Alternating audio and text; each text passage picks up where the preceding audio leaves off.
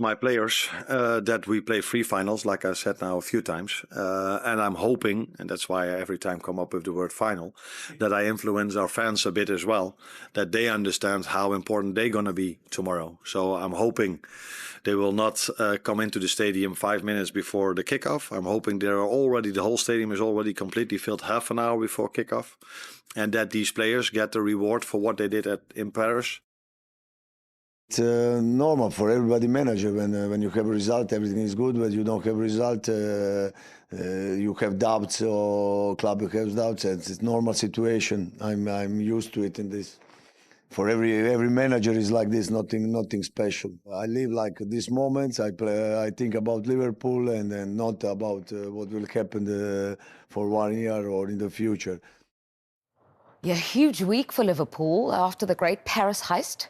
They have Southampton. I know people will be looking at it and saying, you know, top versus bottom, which we've also said, but it was 3-2 last time they met. Then they also have Champions League in midweek again against PSG, big game, and the Carabao Cup final coming up. So you're shaking your head no. Yeah, it's not going to be 3-2. Okay. It's not going to be 3-2. I mean, this Southampton side, they score the odd goal. They're shocking defensively. They've got the lowest XG in the Premier League. Liverpool have scored 2 or more goals in 25 of their 28 games so far this season. Mo Salah's scored 50. He's been involved in 52 goals, as everybody knows, 30 in the Premier League. He had a quiet game in midweek. He will want to come back and get some more goals and assists. I think he's had at least 1 of each in 11 of the last 13 games. The numbers come out of your ears to tell you that Liverpool are going to pulverise Southampton. Will he play, Mo Salah, you think? I think he'd want to play. Yeah, definitely. I'm youth manager, so you'll know what I mean when I say this. And all our viewers will as well.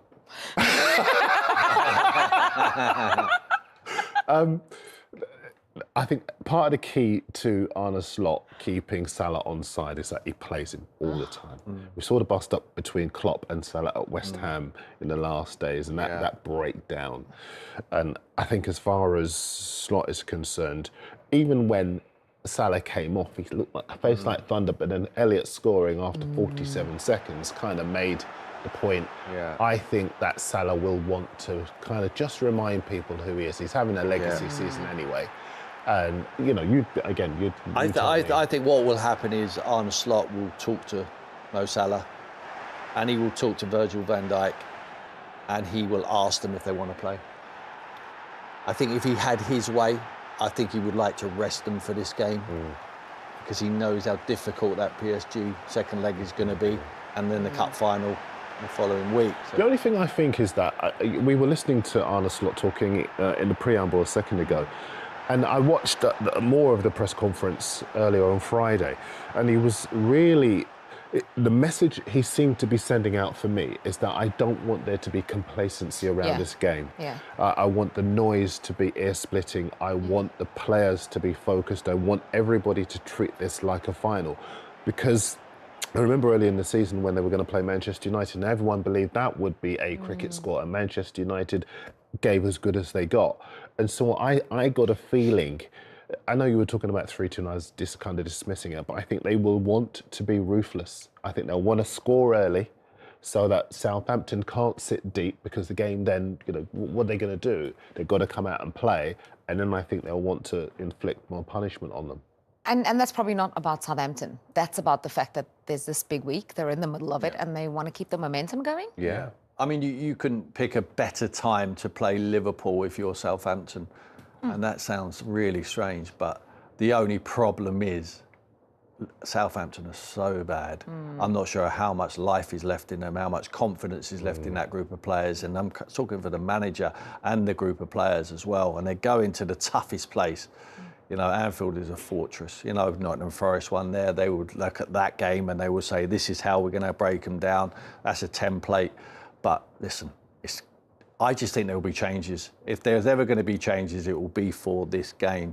But Darren's absolutely right. If he's whipping the fans up in the media, they can't turn up and all of a sudden he's made 5-6 changes to his team because he's not holding his side of the bargain up.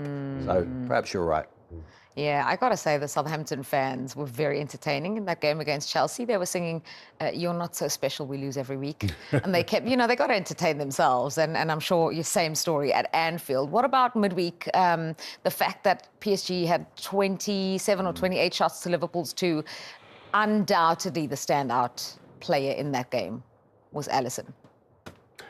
Well, by the end, I mean, Kvaratskhelia was outstanding. So too was Ousmane Dembele. Look at that heat map, because they absolutely bombarded Allison from both sides and through the middle, and he stopped everything that had come at them.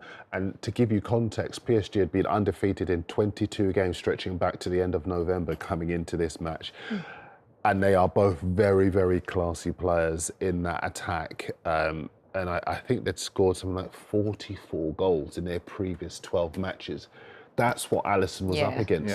And he managed to do it. He established himself. I love what he said at the end of the match when they said, "Was that your best game of the season?" He says, "I think it was the best game of my life." And I think he's right. And that's why that said, hang it in the Louvre.